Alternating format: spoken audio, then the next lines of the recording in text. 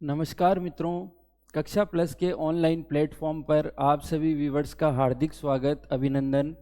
जैसा कि आप सबको विदित है, पशु परिचर भर्ती परीक्षा के लिए पशुपालन विज्ञान की कक्षाएं कक्षा प्लस नियमित रूप से आयोजित कर रहा है। इसी कड़ी में आज मैं पुनः पशुपालन विज्ञान के नवीनतम 50 प्रश्न लेकर पुनः आपके समक्ष उपस्थित हुआ हूं। तो वीडियो को अंत तक देखें, हमारे चैनल को लाइक करें, सब्सक्राइब करें और शुरू करते हैं आज की कक्षा। प्रथम प्रश्न है, इंडियन पेंगोलिन संकटग्रस्त प्रजाति किस राज्य में पाई जाती है? इंडियन पेंगोलिन, जैसा कि आप स्लाइड में देख रहे हैं, इस प्रकार का प्राणी है। तो ये कौन से स्टेट में, कौन से राज्य में पाया जाता है? ऑप्शन है अपने पास उत्तराखंड, मध्य प्रदेश, केरल और कर्नाटक। तो इसका सही उत्तर है मित्रों केरल। केरल में इंडियन पेंगोलिन जो संकटग्रस्त प्रजाति है वो पाई जाती है। अगला प्रश्न देखते हैं, कृत्रिम गर्भाधान करते समय सीमन स्ट्रो के लेबोरेटरी सील सिरे को कितने डिग्री के कोण पर काटना चाहिए? कृत्रिम गर्भाधान मतलब आर्टिफिशियल इंसेमिनेशन, मतलब कृत्रिम रूप से वीर्य को मादा की योनि में डालने की जो क्रिया है। कृत्रिम गर्भाधान करते समय सीमन स्ट्रो के लेबोरेटरी सील सिरे को कितने डिग्री के कोण पर काटना चाहिए? तो ऑप्शन देखते हैं, 20 डिग्री, 45 डिग्री, 60 डिग्री और 90 डिग्री। तो इसका सही उत्तर है 90 डिग्री के कोण पे, 90 डिग्री एंगल पे उस सीमन स्ट्रो को काटना चाहिए। कौन से सिरे से? लेबोरेटरी सील सिरे से। लेबोरेटरी सील सिरे से उसको 90 डिग्री पे काटना चाहिए। सीमन स्ट्रो एक प्लास्टिक की नली होती है जो कि पीवीसी से बनती है, तो उसको अपने को लेबोरेटरी सील सिरे को 90 डिग्री से काटना चाहिए।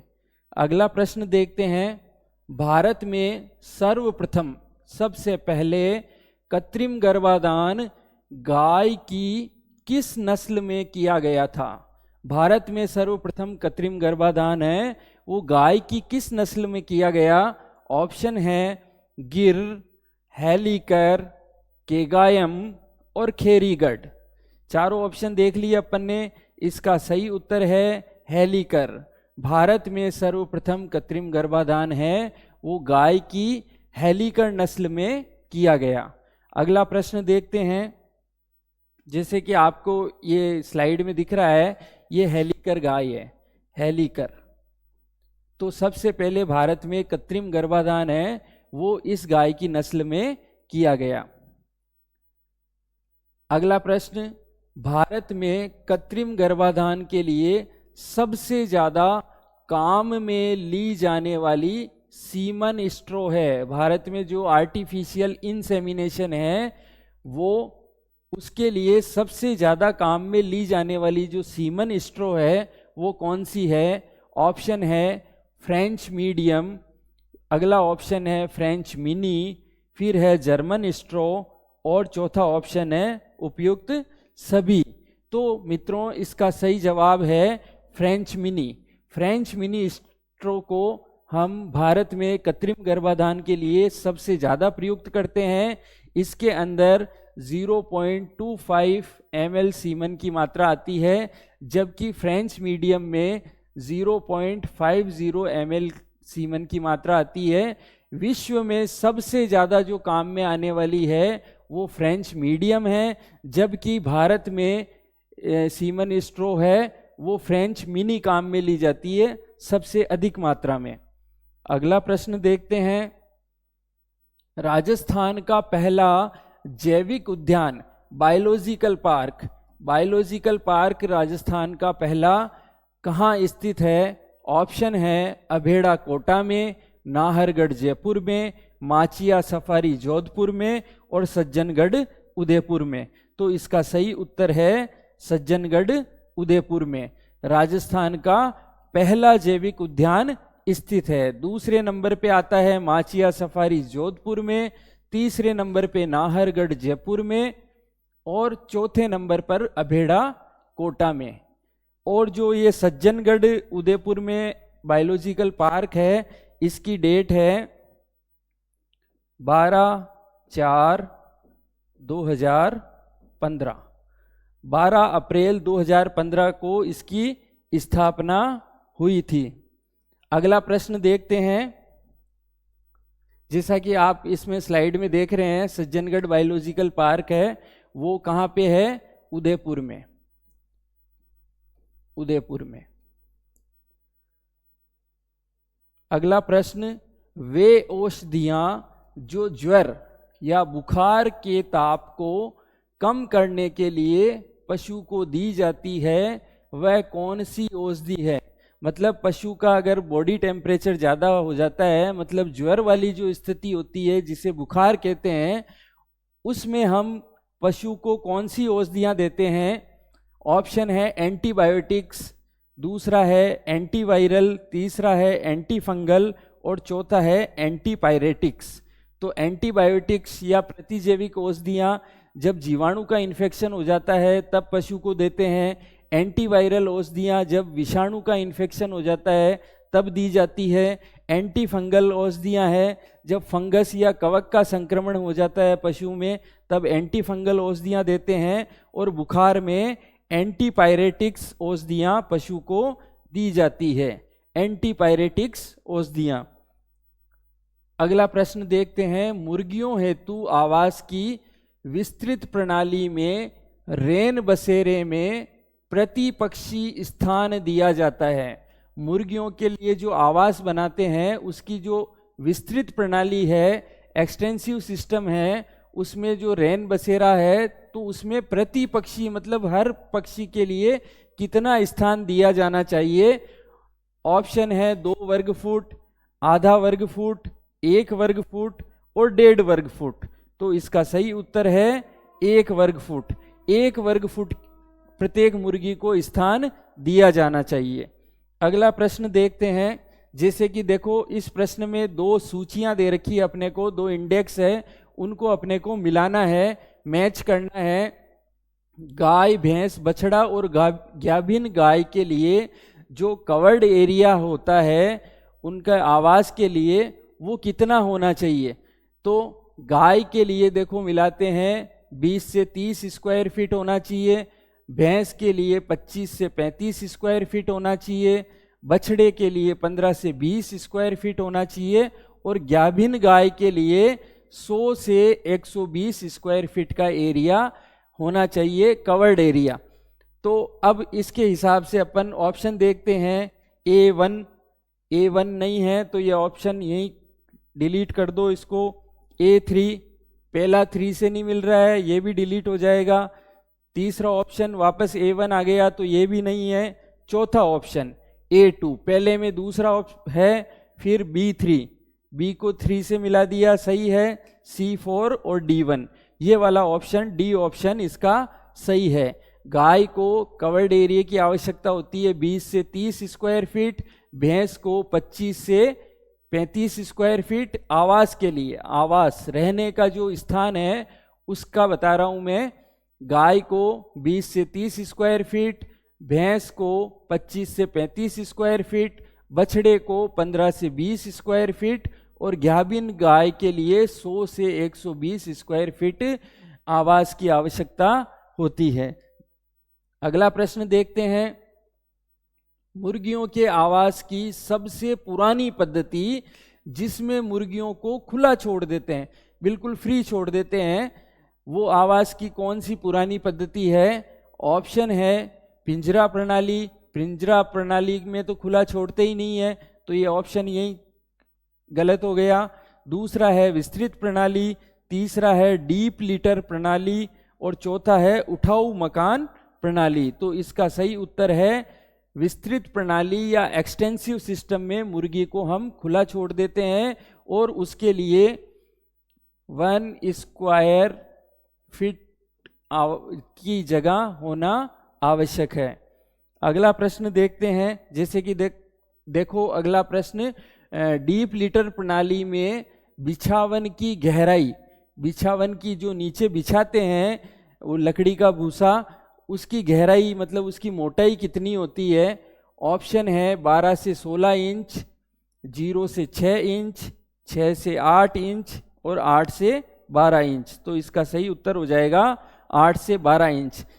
देखो डीप लिटर प्रणाली में इस प्रकार से मुर्गियों को रखा जाता है, तो ये नीचे जो बिछौना है, इनकी बिछावन है, उसकी जो मोटाई होती है या उसकी जो गहराई है वो 8 से 12 इंच होनी चाहिए, 8 से 12 इंच। अगला प्रश्न देखते हैं, निम्नलिखित में से कौन सी पोल्ट्री की भारतीय नस्ल है? निम्नलिखित जो विकल्प है इनमें से पोल्ट्री की भारतीय नस्ल कौन सी है?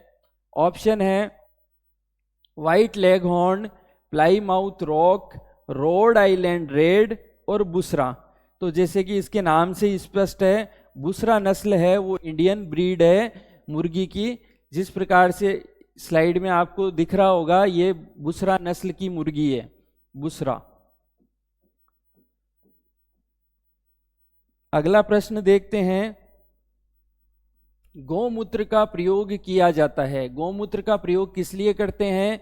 घर को पवित्र करने में, रोग प्रतिरोधक क्षमता बढ़ाने में, कृषि में जैविक कीटनाशी के रूप में, और चौथा ऑप्शन है उपयुक्त सभी। तो इसका सही उत्तर है उपयुक्त सभी। घर को पवित्र करने में गौमूत्र का प्रयोग करते हैं, रोग प्रतिरोधक क्षमता बढ़ाने के लिए गौमूत्र का प्रयोग किया जाता है, कृषि में जैविक कीटनाशी के रूप में, जैविक कीटनाशी के रूप में भी गौमूत्र का प्रयोग करते हैं। तो इसका सही उत्तर हो जाएगा उपयुक्त सभी। अगला प्रश्न देखते हैं, भारतीय समाज में निम्नलिखित में से किस त्योहार में गाय व बैलों की पूजा की जाती है? गाय और बैलों की पूजा हम कौन से त्योहार पर करते हैं? ऑप्शन है बछ बारस, गणगौर, मकर संक्रांति और रंग पंचमी। तो इसका सही उत्तर है बछ बारस। बछ बारस को बछड़े वाली गाय की पूजा करते हैं। तो गाय और बैलों की पूजा कौन से त्योहार पे करते हैं? बछ बारस पे। जैसा कि आप स्लाइड में देख रहे हैं, बछ बारस पे गाय और बैल की पूजा होती है। अगला प्रश्न देखते हैं, वेदांतांगल, वेदांतांगल पक्षी अभ्यारण्य है, वेदांतांगल पक्षी अभ्यारण्य कौन से स्टेट में है? ऑप्शन है तमिलनाडु, कर्नाटक, केरल और आंध्र प्रदेश। तो इसका सही उत्तर है तमिलनाडु। तमिलनाडु में वेदांतांगल पक्षी अभ्यारण्य है। जैसा कि आप अगली स्लाइड में देख पा रहे हैं, ये वेदांतांगल बर्ड सेंचुरी ये कहाँ पे है? तमिलनाडु में। तमिलनाडु में वेदांतांगल पक्षी अभ्यारण्य स्थित है। अगला प्रश्न देखते हैं, बकरियों के लिए देश भर में कौन सा गांव प्रसिद्ध है? बकरियों के लिए देश भर में कौन सा गांव प्रसिद्ध है? ऑप्शन देखते हैं अविका नगर टोंक, बरूण गांव नागौर, देवमाली अजमेर और सौकलिया अजमेर। तो इसका सही उत्तर है बरूण गांव नागौर। बरूण गांव की जो बकरियां हैं वो देश भर में प्रसिद्ध है। अविका नगर में जैसा कि अपन जानते हैं भेड़ एवं ऊन अनुसंधान केंद्र है अविका नगर में। देवमाली गांव अजमेर जिले का है, वो पर्यटन की दृष्टि से बहुत ही महत्वपूर्ण गांव है। इसको बेस्ट टूरिस्ट विलेज का दर्जा मिला है हाल ही में। और सौकलिया ये है, ये भी अजमेर जिले में है, गोडावन के लिए प्रसिद्ध है। जुगाली करने वाले पशुओं में किस प्रकार के दांत नहीं पाए जाते हैं? जुगाली करने वाले पशु जो रोमंथी पशु है, रूमिनेंट्स है, जो जुगाली करते हैं, उन पशुओं में किस प्रकार के दांत नहीं पाए जाते हैं? ऑप्शन है कर्तन, दूसरा है कैनाइन, तीसरा उपयुक्त दोनों और चौथा इनमें से कोई नहीं। तो इसका सही उत्तर हो जाएगा कैनाइन। कैनाइन जो दांत होते हैं वो जुगाली करने वाले पशुओं में नहीं पाए जाते हैं। अगला प्रश्न देखते हैं, ऊंट को राज्य पशु कब घोषित किया गया? ऊंट को राज्य पशु कब घोषित किया गया? ऑप्शन है 2015, 2016, 2014 और 2017।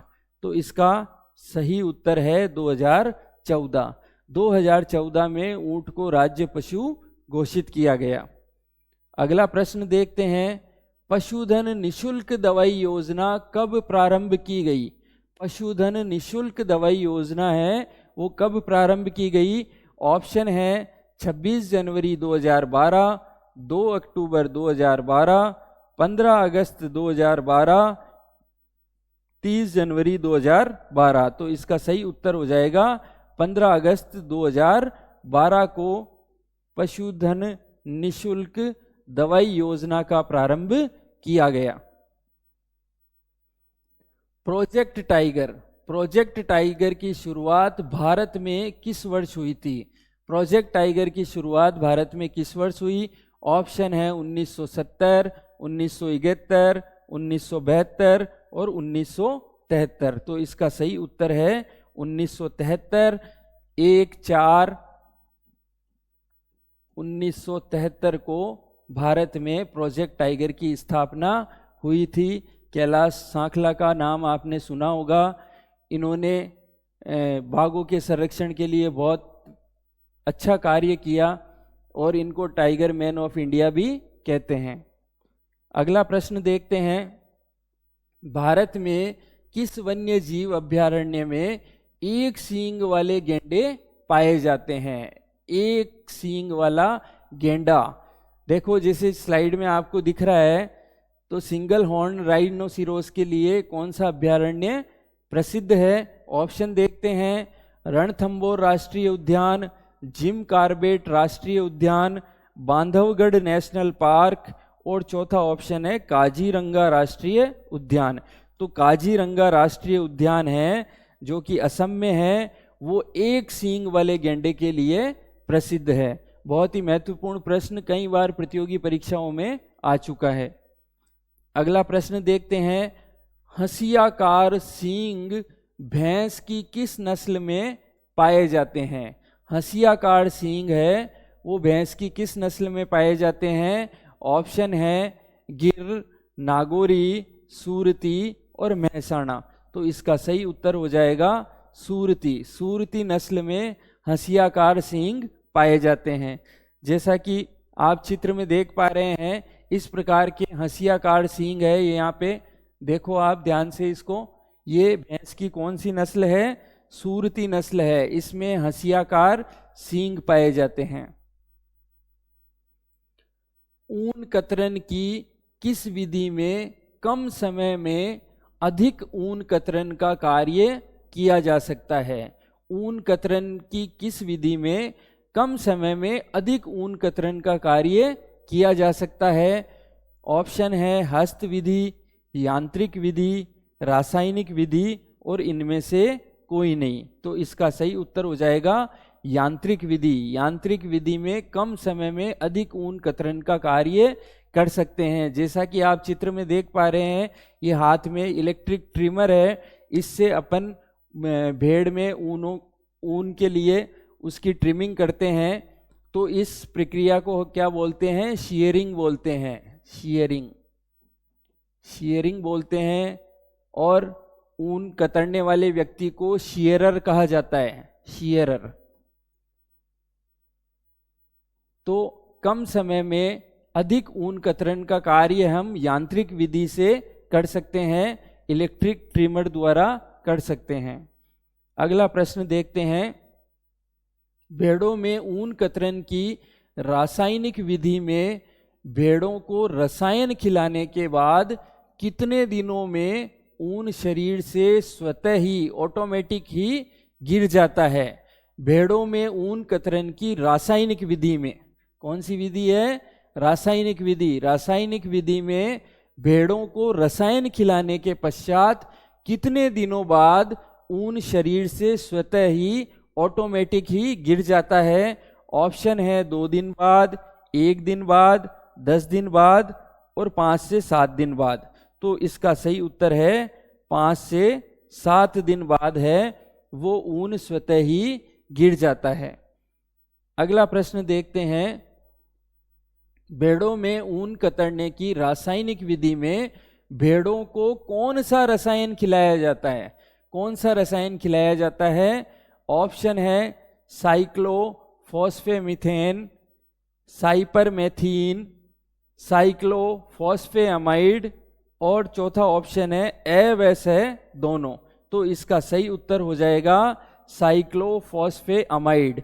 साइक्लोफॉस्फेअमाइड जब भेड़ को खिलाते हैं तो 5 से 7 दिन पश्चात उसकी ऊन स्वतः ही गिरने लग जाती है। अगला प्रश्न देखते हैं, डेगिंग या क्रचिंग। डेगिंग या क्रचिंग क्या है? ऑप्शन है भेड़ों को डिपिंग कराने की प्रक्रिया। अगला ऑप्शन है भेड़ों की पूंछ पर उपस्थित ऊन को हटाने की प्रक्रिया। तीसरा है ऊंटों में ऊन काटने की प्रक्रिया, और चौथा है इनमें से कोई नहीं।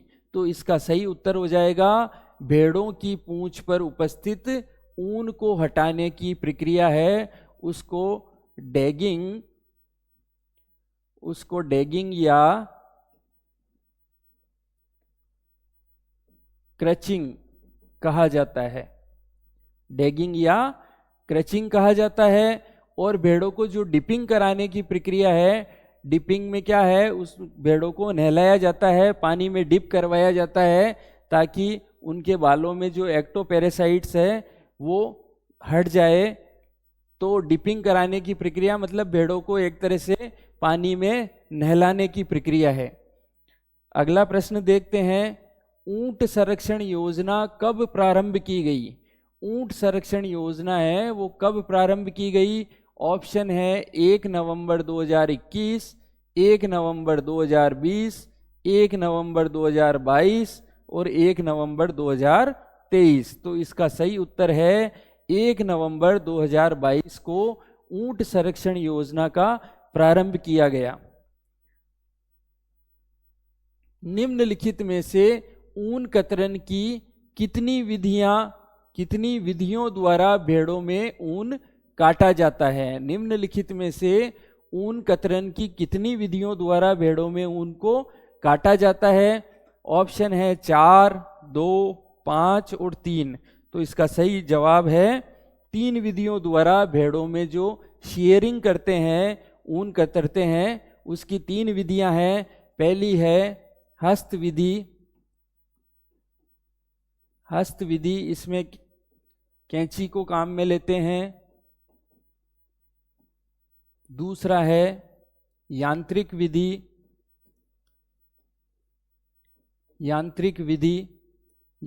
विधि में इलेक्ट्रिक ट्रिमर काम में लेते हैं।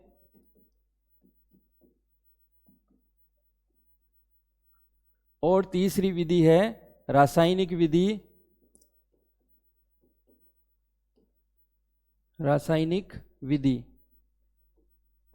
विधि में रसायन खिला के शीयरिंग की जाती है। अगला प्रश्न देखते हैं, भौगोलिक परिस्थिति के अनुसार पहाड़ी क्षेत्र में किस पशु का उपयोग भार ढोने हेतु किया जाता है? भौगोलिक परिस्थितियों के अनुसार पहाड़ी क्षेत्र में जो भार वाहक जो जानवर है वो कौन सा है, या किस जानवर को भार ढोने के लिए काम में लिया जाता है? ऑप्शन है बैल, ऊंट, घोड़े और भैंसा। तो इसका सही उत्तर हो जाएगा घोड़े को काम में लेते हैं। घोड़े की जगह अगर यहाँ पे ऑप्शन खच्चर हो तो वो भी सही होगा। अगला प्रश्न देखते हैं, निम्नलिखित में से कौन सा कथन असत्य नहीं है? असत्य नहीं है मतलब क्या है? सत्य है। निम्नलिखित में से कौन सा कथन असत्य नहीं है, इसका मतलब कौन सा कथन सत्य है? देखते हैं ऑप्शन, भारत व राजस्थान में ऊन के उत्पादन में मुख्य भागीदारी क्रमशः ऊंट व भेड़ की है। तो ये ऑप्शन गलत हो गया। वर्षा ऋतु में ऊन की कटाई करने से ऊन अच्छी गुणवत्ता की प्राप्त होती है, ये भी गलत हो गया, क्योंकि वर्षा ऋतु से पहले ही ऊन की कटाई कर ली जाती है, भेड़ों में शीयरिंग कर ली जाती है, क्योंकि वर्षा ऋतु में जो ऊन है उसकी गुणवत्ता खराब हो जाती है। भेड़ में ऊन काटने की प्रक्रिया शीयरिंग कहलाती है। ये कथन बिल्कुल सही है, तो इसका सही उत्तर यही हो जाएगा।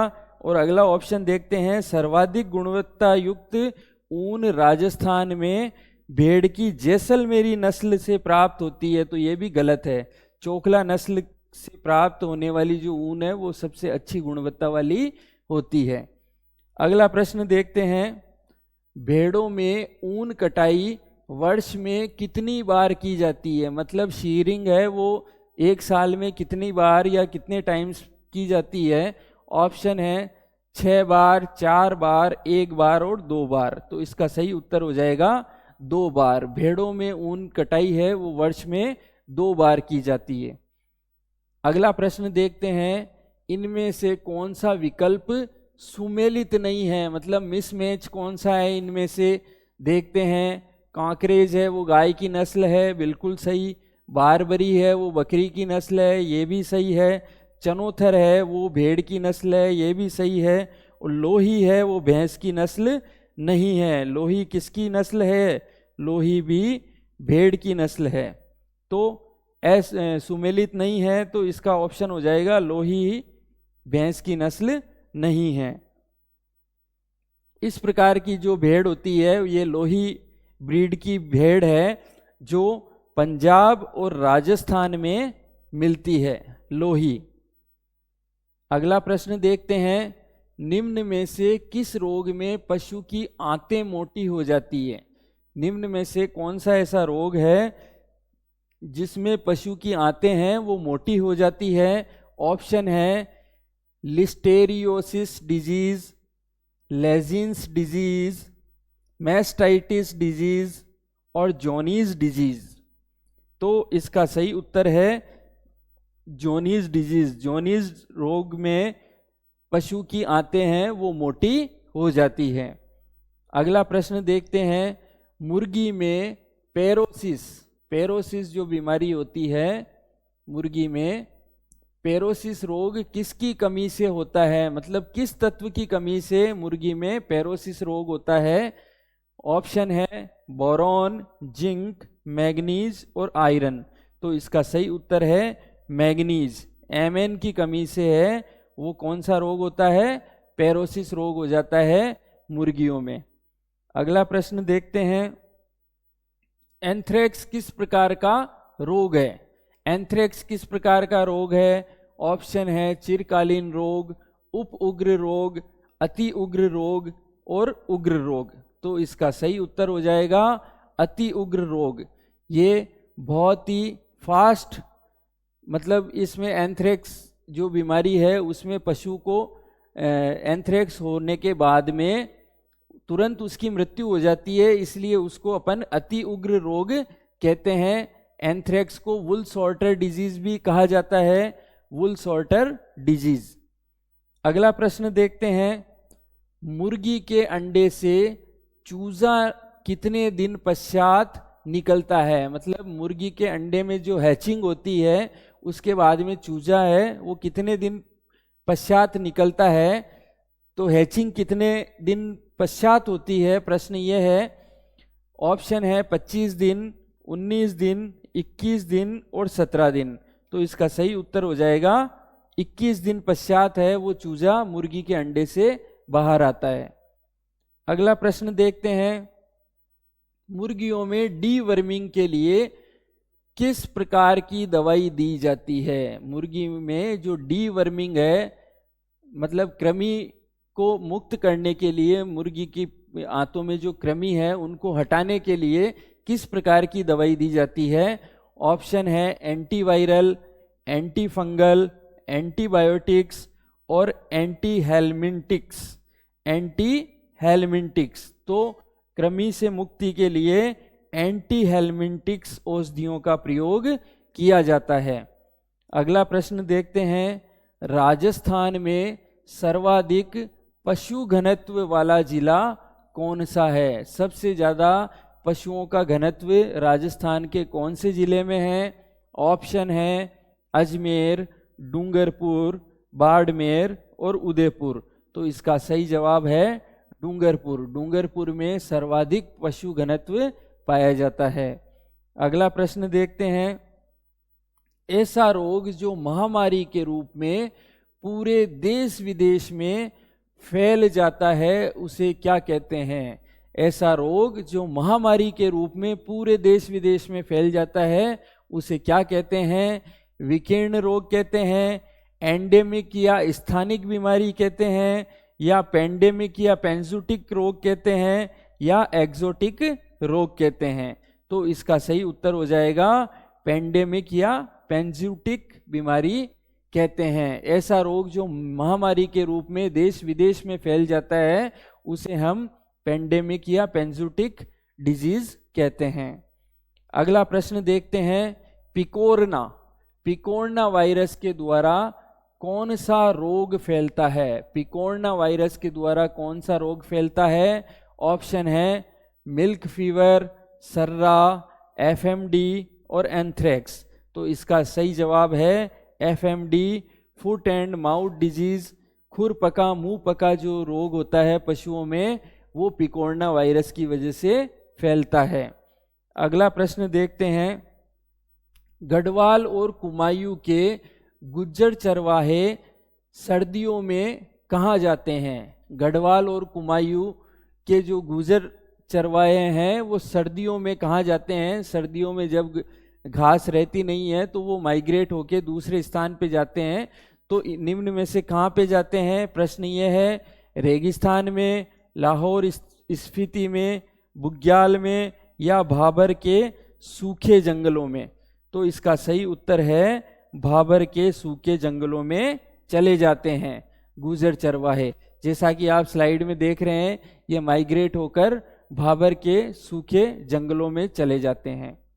अगला प्रश्न देखते हैं, मुर्सी घुमंतु चरवाह जाति। मुर्सी घुमंतु चरवाह जाति किस देश में पाई जाती है?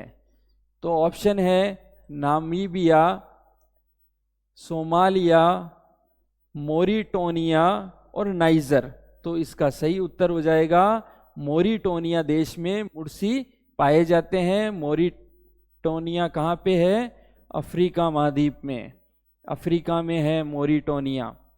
अगला प्रश्न देखते हैं, रेंडियर व मस्कबेल किस प्रदेश में घुमंतु चरवाहे के मुख्य पशु है? रेंडियर और मस्कबेल है वो किस प्रदेश में घुमंतु चरवाहे के मुख्य पशु है? ऑप्शन है टुंड्रा प्रदेश, मध्य एशिया, पूर्वी अफ्रीका प्रदेश और दक्षिणी पश्चिमी एशिया। तो इसका सही जवाब हो जाएगा टुंड्रा प्रदेश। यहाँ पे साल भर बर्फ जमी रहती है, टेम्परेचर माइनस में रहता है, तो यहाँ पे रेंडियर और मस्कबेल है वो मुख्य पशु पाए जाते हैं। जैसा कि आप अगली स्लाइड में देखोगे इस प्रकार ये रेंडियर है और सामने ये मस्कबेल है। अगला प्रश्न देखते हैं, गाय के दूध में किसके कारण प्रोटीन, वसा व एसएनएफ घटने लगता है? गाय के दूध में किसके कारण प्रोटीन, वसा व एसएनएफ घटने लगता है? तो एसएनएफ के बारे में थोड़ी मैं जानकारी दे दूं। एसएनएफ है वो होता है, इसकी फुल फॉर्म है सॉलिड नॉट फैट। मतलब गाय के दूध में जो वसा है और पानी है उसके अतिरिक्त जो भी है वो एसएनएफ कहलाता है। इसमें क्या क्या चीजें हो सकती है? प्रोटीन होता है, उसके अलावा ये खनिज लवण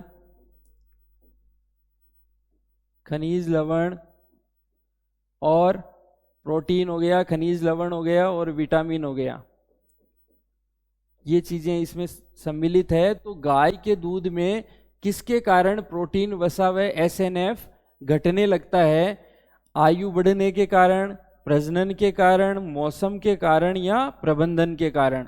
तो इसका सही उत्तर है आयु बढ़ने के कारण गाय के दूध में प्रोटीन, वसा व एसएनएफ है वो घटने लगता है।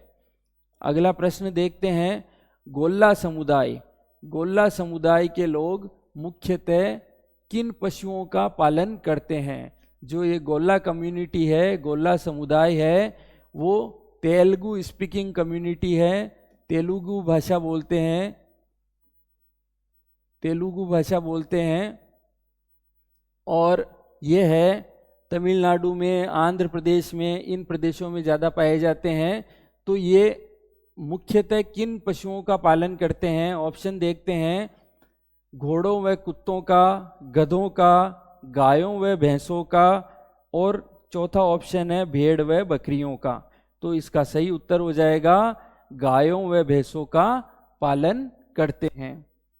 अगला प्रश्न देखते हैं, भारत के चरवाहों पर उपनिवेशवाद का क्या प्रभाव पड़ा? भारत के चरवाहों पर उपनिवेशवाद का क्या प्रभाव पड़ा? ऑप्शन है, उनके व्यापार में बढ़ोतरी हुई, उनके चारागाह सीमित हो गए, उनकी जमीनी संपत्ति बढ़ी, और उनकी आजीविका में वृद्धि हुई। तो इसका सही जवाब हो जाएगा उनके चारागाह सीमित हो गए। उपनिवेशवाद के कारण उनके चारागाह है वो सीमित हो गए। अगला प्रश्न देखते हैं, किस भारतीय राज्य में बाघों की आबादी अधिकतम है? सबसे ज़्यादा बाघ कौन से राज्य में पाए जाते हैं? ऑप्शन देखते हैं, मध्य प्रदेश, पश्चिम बंगाल, तमिलनाडु और हिमाचल प्रदेश। तो इसका सही उत्तर हो जाएगा मध्य प्रदेश। एमपी में सबसे ज़्यादा बाघ पाए जाते हैं, इसको टाइगर स्टेट भी कहा जाता है। अगला प्रश्न देखते हैं, IUCN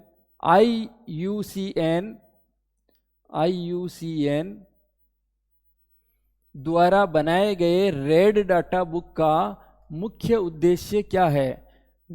रेड डाटा बुक, जैसा कि आप इसमें देख रहे हैं, रेड डाटा बुक है, उसका मुख्य उद्देश्य, उसको बनाने का मुख्य उद्देश्य क्या है? IUCN, international union for conservation of nature and natural resources, इसकी फुल फॉर्म है। तो IUCN द्वारा बनाए गए रेड डाटा बुक का मुख्य उद्देश्य क्या है? ऑप्शन है, कैद में रखने के लिए उपयुक्त प्रजातियां इसमें बता रखी है, नहीं, गलत। प्रजातियों की सूची जो बहुतायात में है, बहुतायात वाली जातियों को भी इसमें नहीं रखा गया है। विलुप्त या गंभीर रूप से संकटग्रस्त प्रजातियों को इसमें रखा गया है। तो ऑप्शन तीसरा बिल्कुल सही हो जाएगा, और नई प्रजातियों की खोज ये भी गलत है। तो इसका सही उत्तर है विलुप्त या गंभीर रूप से संकटग्रस्त प्रजातियों का वर्णन इसमें मिलता है रेड डाटा बुक में। अगला प्रश्न देखते हैं, साहीवाल, साहीवाल नस्ल का उपनाम है। साहीवाल नस्ल का उपनाम क्या है? गाय की जो साहीवाल नस्ल है उसका उपनाम क्या है? ऑप्शन है, मुल्तानी, तेली, लंबी बार और उपरोक्त सभी। तो इसका सही उत्तर हो जाएगा उपरोक्त सभी। साहीवाल नस्ल है, उसका उपनाम मुल्तानी भी कहते हैं, तेली भी कहते हैं और लंबी बार भी कहते हैं। अगला प्रश्न देखते हैं, बेदुइन्स, बर्बेड्स व सोमाली समुदाय की चरवाही जातियां कहाँ पाई जाती है?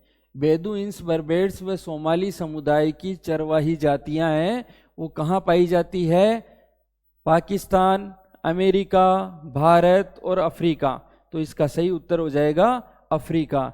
विश्व में जितनी भी चरवाही जातियां पाई जाती है उनमें 50% से अधिक जातियां हैं वो अफ्रीका महाद्वीप में ही पाई जाती है।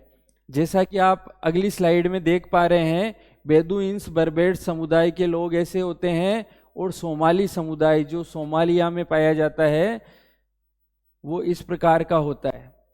अगला प्रश्न देखते हैं, पॉलवर्थ, पॉलवर्थ भेड़ का मूल स्थान है। पॉलवर्थ, जैसे कि आपको स्लाइड में भेड़ दिख रही है, ये पॉलवर्थ भेड़ है। इसका मूल स्थान मतलब इसका ओरिजिन कौन से स्थान से, इसकी उत्पत्ति कौन से स्थान से हुई है? ऑप्शन है, भारत, पाकिस्तान, ऑस्ट्रेलिया, और वापस ये गलती से भारत ही लिख दिया ऑप्शन में। तो इसका सही उत्तर हो जाएगा ऑस्ट्रेलिया, ऑस्ट्रेलिया में पोलवर्थ बेड का मूल स्थान है। तो मित्रों, इसी प्रकार के परीक्षा उपयोगी प्रश्नों के लिए जुड़े रहिए कक्षा प्लस चैनल से। आप हमारे चैनल को सब्सक्राइब करें, वीडियोस को लाइक करें, शेयर करें, और टेलीग्राम पर सभी क्लासों की आपको PDF उपलब्ध रहेगी। तो बने रहिए कक्षा प्लस के साथ। धन्यवाद, नमस्कार।